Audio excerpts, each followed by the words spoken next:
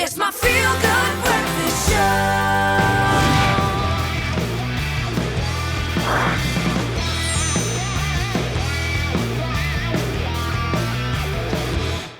Welcome back to your feel-good breakfast show, Expresso. We are back with JP Sebastian for part 2 of the latest movie trailers that's just been released. And we're going to start off with one that's quite interesting. It's called 1982, and it takes a look at the Lebanon War, the war on Lebanon. Yes, that's right. So what I want to do over the next coming weeks, since we have award season coming up, is try and showcase now and then each of, well, not each of the countries, because we'd be here a while, their submissions for our official Oscar consideration. And this is, surprise, surprise, Lebanon's submission for our official Oscar consideration, which will be when? Late April at this point. Let's see, pandemic permitting. There'll be a bit of a delay. Yeah, and when we'll see famous people streaming in their pajamas and stuff like that on the red carpet, no doubt. 1982 is a movie, as you said, about that time in Lebanon, which was a war from 1975 to 1990. That 15 years there was civil war, and then 1982 specifically was when Israel entered officially and attacked Beirut and many other cities.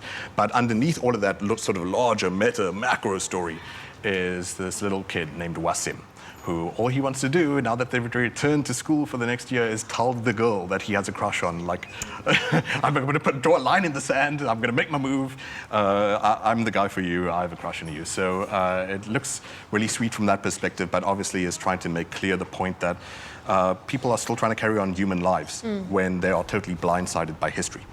And also stars Nadine Labaki, by the way, who was Oscar nominee last year for Capernaum, which is a similar kind of story, but you should watch that too. 1982, there isn't a date for in South Africa as of yet, but with festivals, hopefully we get some sort of like foreign movie festival, which we usually do.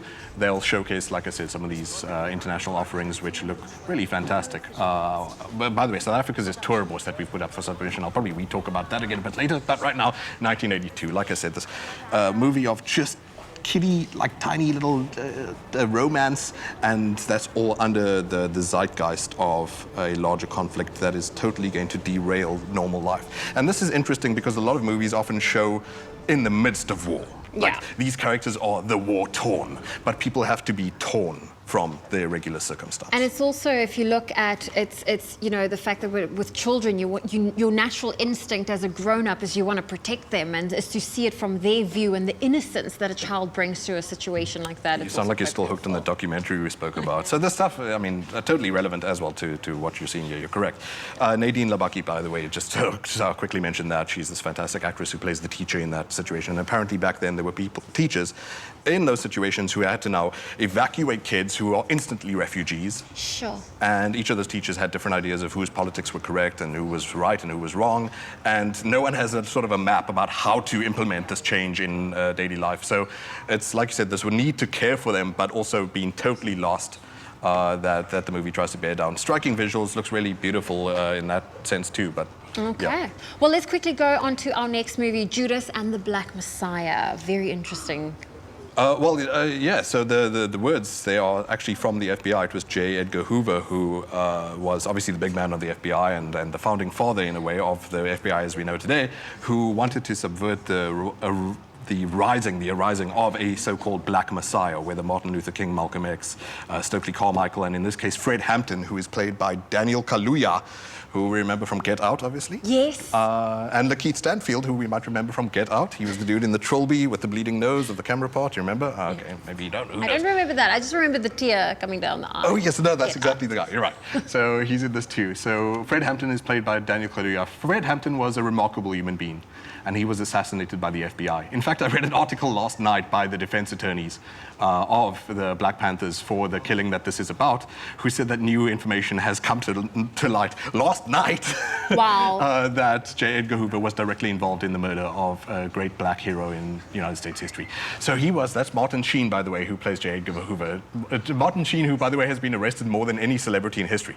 And for his activism. Okay. Has in the past chained himself to the White House for his anti-war movements and for his civil rights activism as well. What a great guy. Like, And this is going to be one of those movies that's going to be uplifting. You're going to feel energized, I'm assuming, just based on the trailer. yeah, well, you can tell from the pace of the thing already. Yes. Obviously, the force of the acting, I don't need to tell you about. Like Keith Stanfield, it was amazing, even in that tiny part in Get Out. He's great in Sorry to Bother You Too. Daniel Kaluuya has proven himself over and over. He doesn't need me to say anything about him. But Judas and the Black Messiah it looks like it's more importantly going to make us ask new questions about power, especially in the light of stuff like Black Lives Matter. Yeah. Where programs like the FBI's COINTELPRO, which this movie is about, and about forming these anti-democratic betrayals within these organizations is actually re-emerging in the public eye. So definite Oscar contender and definitely worth consideration in light of present events. Well, interesting things regarding the new movie trailers that have been released. JP Sebastian, thank you for showing it to us. And of course, we're looking forward to having you back a little bit later in the week to talk movies releasing Thank you very much. this weekend.